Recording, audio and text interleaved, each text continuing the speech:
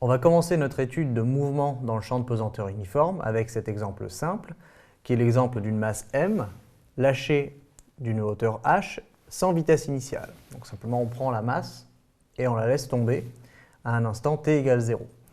Alors on va faire en 3 étapes différentes l'analyse de ce problème. On va d'abord déterminer l'accélération, puis la vitesse en fonction du temps, et finalement la position de la masse en fonction du temps.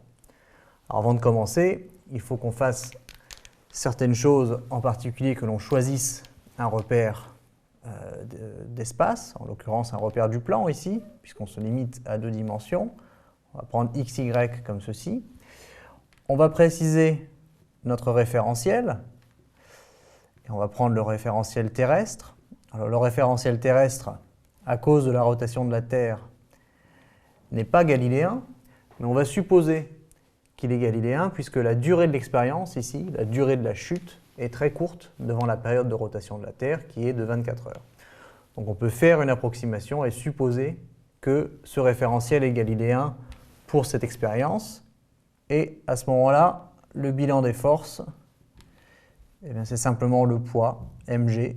Il n'y a aucune autre force qui s'exerce sur la masse m parce que l'on suppose que les frottements dus à l'air sont négligeables. Donc on a ici mg. Donc il s'agit simplement d'une chute libre, c'est-à-dire la seule force qui dicte le mouvement de la particule m, c'est son poids.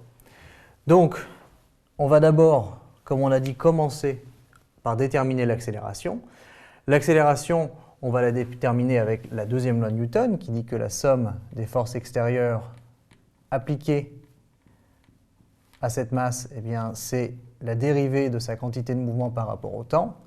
Et puisque c'est une particule de masse constante, ça nous donne masse fois accélération.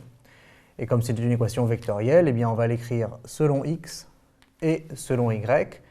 Alors selon x, ça va aller vite, il ne se passe rien selon x, donc la somme des forces est nulle, et par conséquent, l'accélération selon x est nulle également. Et selon y, par contre, la somme des forces, c'est moins mg, puisque y est positif vers le haut et le poids est vertical vers le bas. Moins mg est égal à m à y. Et donc, on va trouver que ax égale 0 et que ay égale moins g. Et ça, c'est ce qu'on va appeler de la chute libre, c'est-à-dire que la masse m n'est soumise qu'à son poids. C'est la seule force qui dicte son mouvement, et donc l'accélération selon y en valeur absolue vaut g, l'accélération de la pesanteur, et selon x, il n'y a aucune accélération.